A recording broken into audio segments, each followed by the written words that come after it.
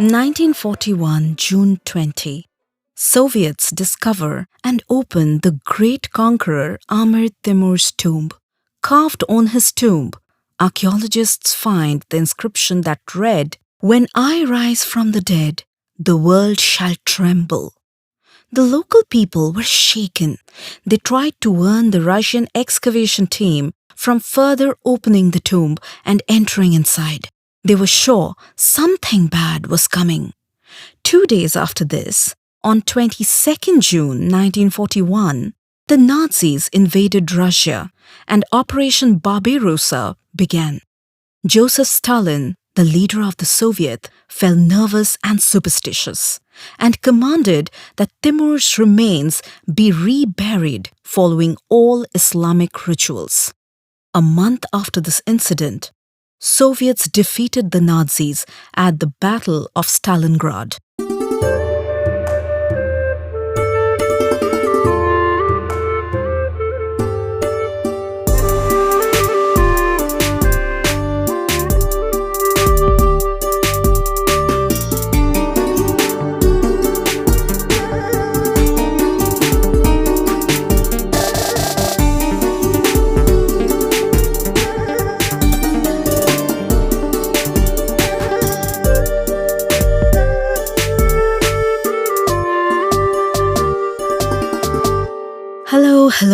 Hello. This is Shilpa, and you are listening to my folktale storytelling podcast, Oh Folk. Welcome to yet another story-filled, fact-filled episode.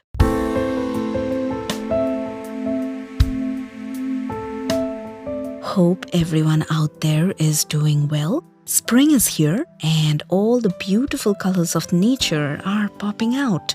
In my part of the world, it was cherry blossom season just a few weeks back, and now there's tulips, hydrangea, zinnia, and so many other beautiful summer blooms all around. I'm trying to go out more often and enjoy the beautiful flowers. If you are in the US or any part of the world that is experiencing a beautiful spring, I hope you can manage to take some time off from your busy schedules. Go out, recharge yourself, and just enjoy nature. But having said that, I also know that many parts of Asia, like my home country India, are experiencing extremely hot weather right now. My mom keeps talking about it over the phone. I know very well how hot and humid it can get out there. Those who are listening to me from different Asian countries, I hope you are staying hydrated, taking care of yourself. But amidst the crazy heat, do enjoy the amazing summer fruits like mangoes and lychees. I think those are the only good things about the humid South Asian summers. Speaking of Asia, as you all know, in this season, I'm narrating some rare folktales of Asia. And today, our folktale journey will take us to such a country where civilizations have evolved through thousands of years, a country of ancient cultures, a country of mysteries and mysticism. Uzbekistan. The word Uzbekistan is a combination of the Turkic words Uz, meaning own, and Bek, meaning own master or leader. Bek may also mean free or independent. And then there's the Persian suffix tan that stands for country. Altogether, it basically stands for the land of the free. On the other hand, in the Uzbek language, they call it Uzbekistan, which stands for the land of the true nobles. History proves that these rightly define the true spirit of this country as it was in the ancient times.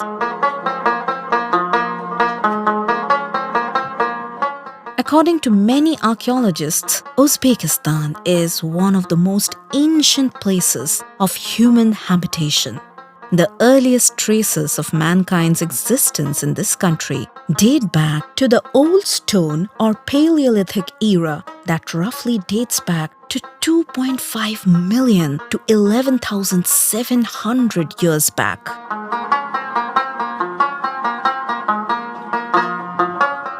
This episode began overlaid on the intricate and extremely complex rhythmic tones of Shashmaham.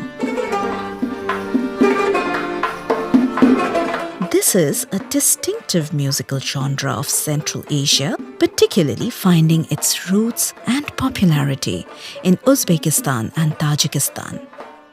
The name Shashmaham means 6 maqams, or 6 classical musical scales and melodic movements that provide the framework for composition and performance similar to the ragas used in Indian classical music. It blends Persian traditional music with the local flavors. The lyrics primarily come from Sufi poems about divine love, and the vocals are highly stylized. Shashmaham evolved in Bukhara and Samarkand, the cities that were historically very important along the Silk Route. Uzbekistan, officially titled as the Republic of Uzbekistan, is located in Central Asia. Islam is the main religion here. This country has a unique geographical location. Uzbekistan is surrounded by 5 countries, therefore making it one of the only 2 doubly landlocked countries in the world. The other country is Liechtenstein in Western Europe. A nation is considered doubly landlocked when it is surrounded only by other landlocked countries and therefore requires the crossing of at least 2 national borders to reach the closest coastline. This country was initially part of the Soviet Union. With the dissolution of USSR, Uzbekistan declared its independence on August 31st, 1991.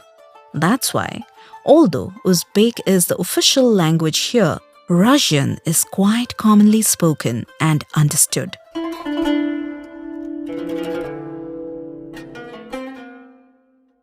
In the ancient world, Uzbekistan used to be the part of the Iranian-speaking region of Transoxiana. Historically considered that the Eastern Iranian nomads, known as Scythians, were the first recorded settlers here.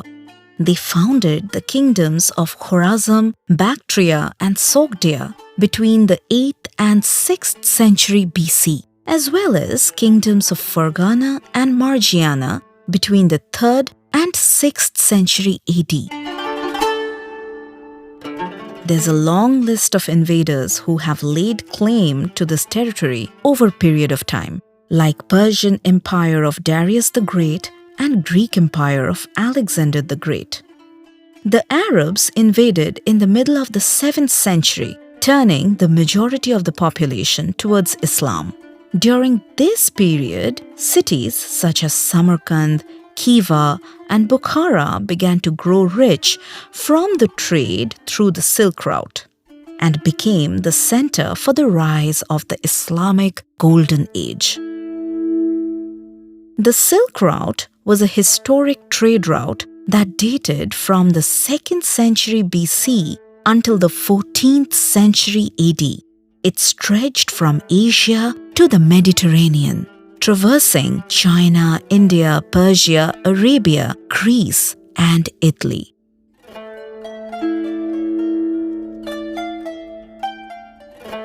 Now fast forward to the 13th century. This entire area, in fact Central Asia as a whole, was decimated by the Mongol invasion, leading to a dominance by the Turkics. The Turkic people comprises of ethnic groups that speak languages belonging to the Turkic language family, like Oghuz, Kipchak, Karluk, and several others. In the 14th century, Mongol chieftain Timur arrived here. He envisioned himself as the great restorer of the Mongol Empire of Genghis Khan. So he was in this constant spree of extending his territory. Timur established the Timurid Empire in today's Uzbekistan. Samarkand became the capital city and the center of science under the rule of Ulugh Beg, giving birth to the Timurid Renaissance.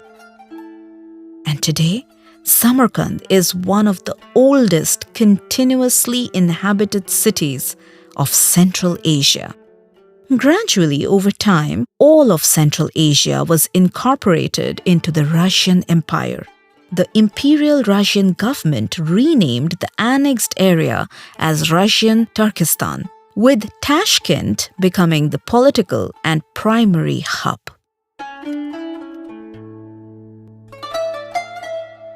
The folktale history of Uzbekistan carries all of these major transitions. This history goes back hundreds of years and brings together so many cultures and genres of stories, ranging from fairy tales, short stories, narrations, legends, myths, loaves, anecdotes, ceremonial folklore, children's folklore, oral drama, proverbs and wise sayings, magic, spirituality, applause and curses. As an important junction of the Silk Route, Uzbekistan was a melting pot of cultures, connecting the East to the West. It became an exchange center of various traditions, heritages, language and dialects, and of course, food from different traders of both East and West. Influence of the various periods of rules from Persians to Greeks, Arabs to Mongols, and much later the Russians created a unique folklore tradition here. This also clearly explains the fascinating fusion of pre-Islamic and Islamic beliefs and practices in the tales.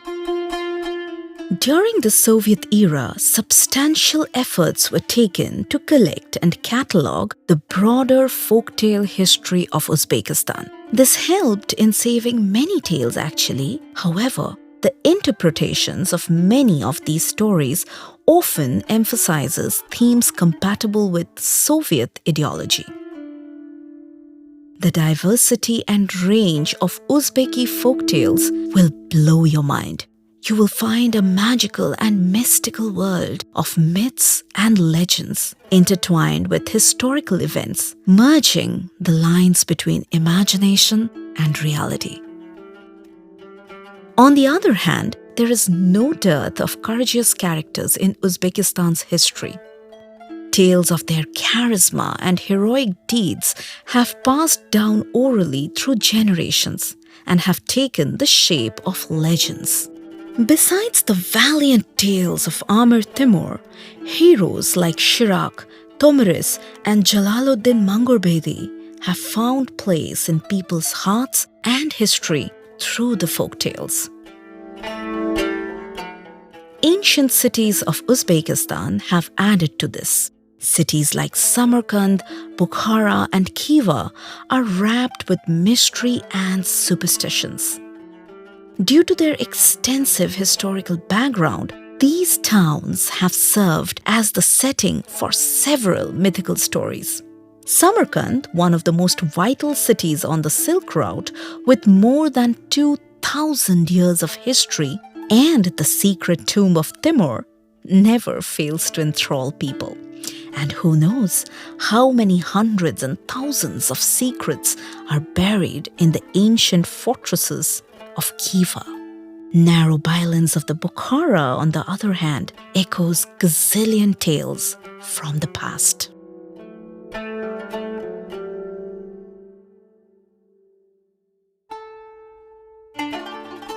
Women played a significant role in the rich tapestry of Uzbekistan's folktales. For example, in the Boysan area of southern Uzbekistan, people still cherish the legends of Bibi Shashanba. She is believed to be the caretaker and protector of all women in the world. Her story, by the way, is very similar to that of Cinderella.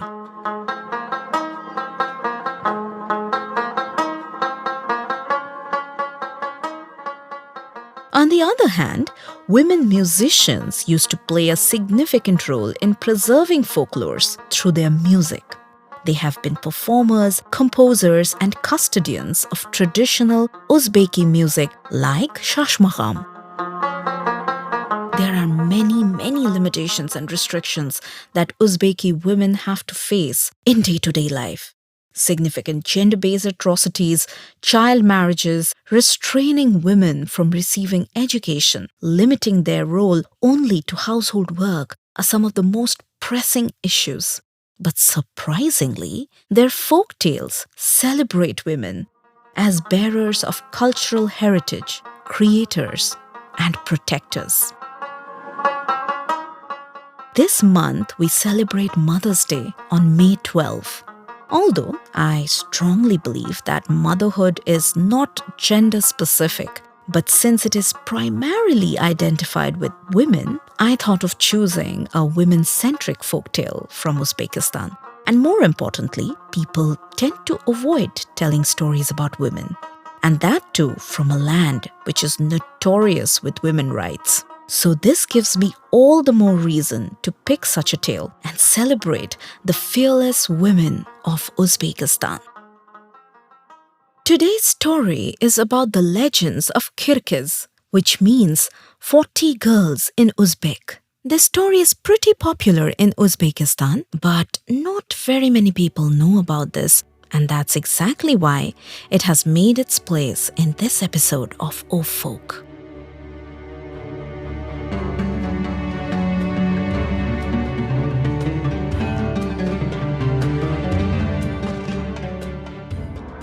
The Kirkiz were a group of 40 women who were nomads from the steppe region. They were a righteous group of women who were great riders, very skilled archers and fierce protectors. They were like blazing fire and fought shoulder to shoulder with men. Legends have it that Kirkiz girls were also part of Timur's army. In ancient times, men used to leave for wars, leaving behind their families, and Kirkiz girls were given the responsibility of protecting the tribes. That's why, in nomadic societies of those times, girls were taught the art of warfare at a very young age.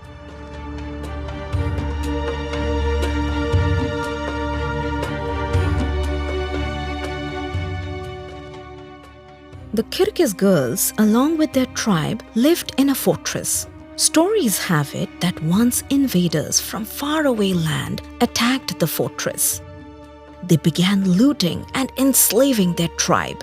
In this phase of crisis, the brave girls stepped up. They defended the fortress under the guidance of their leader, Gohar.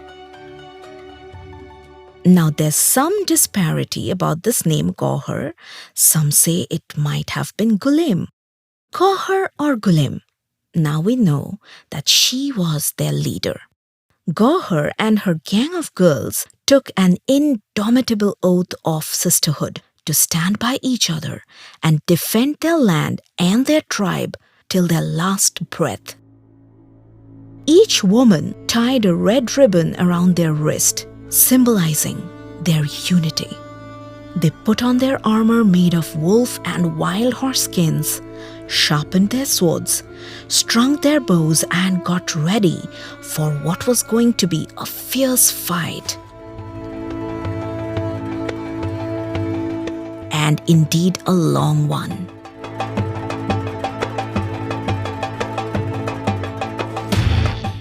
According to local beliefs, these girls used to cut off their left breasts in early childhood, as it was more convenient to shoot a bow without one breast.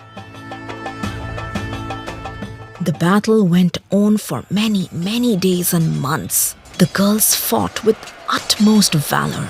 Day after day, they held their ground, but the fortress was burning. People and even the girls were dying. Some of the fortress walls were destroyed completely by the enemies.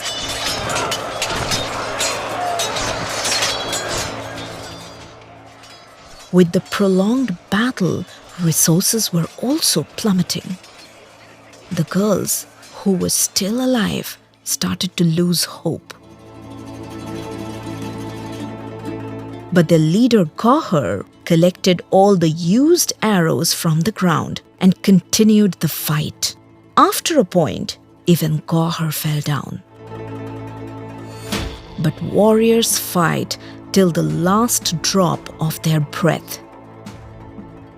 Gradually, Gauhar rose to her feet,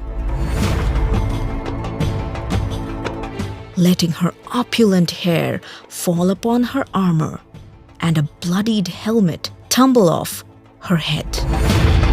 My name is Gauhar. My squad of girls have already died in the battle, and I call your commander to a duel. Raising her sword, the girl declared. The enemy soldiers were utterly surprised. By now, they had witnessed one of the deadliest fights of their lifetime. This girl squad have battled with them with more bravery than anybody else.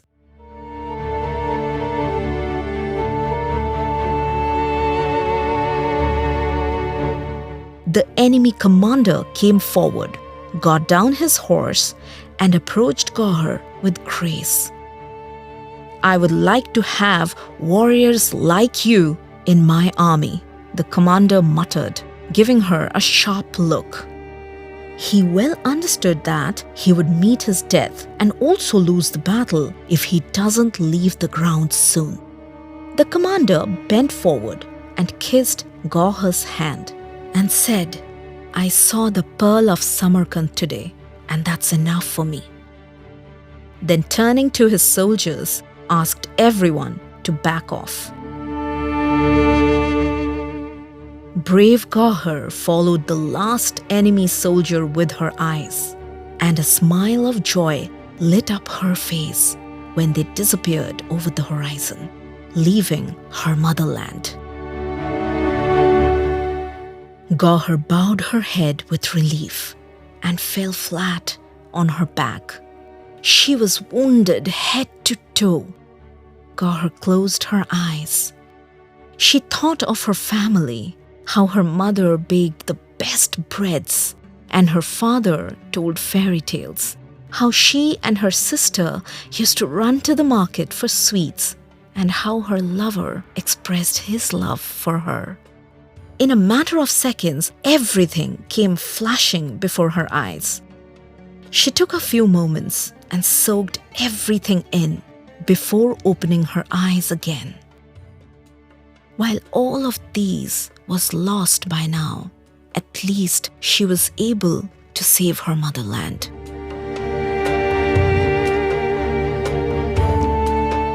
She took a few moments and soaked everything in before opening her eyes again. Looking back at the fortress and the city as a whole, a radiant joy filled up her heart. Gauhar's eyes lit up. She has saved her city, her fortress, her tribe.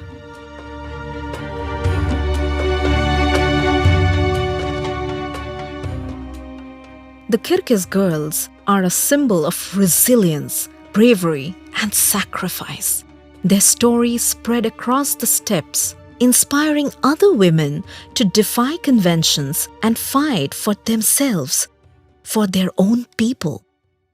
There is an ancient fortress by the same name, Kyrgyz, in the old Uzbek city Termez, in the southeastern part of Uzbekistan.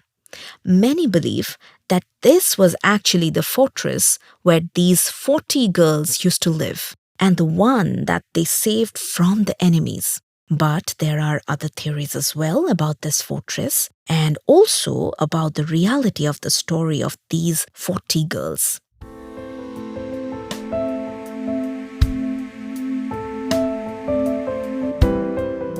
Whether historical truth or myth, the Kyrgyz girls remind us that strength knows no gender. They gallop through time. Their red ribbons of sisterhood still shine bright, fluttering in the wind, forever edged in the heart of Central Asian folktales.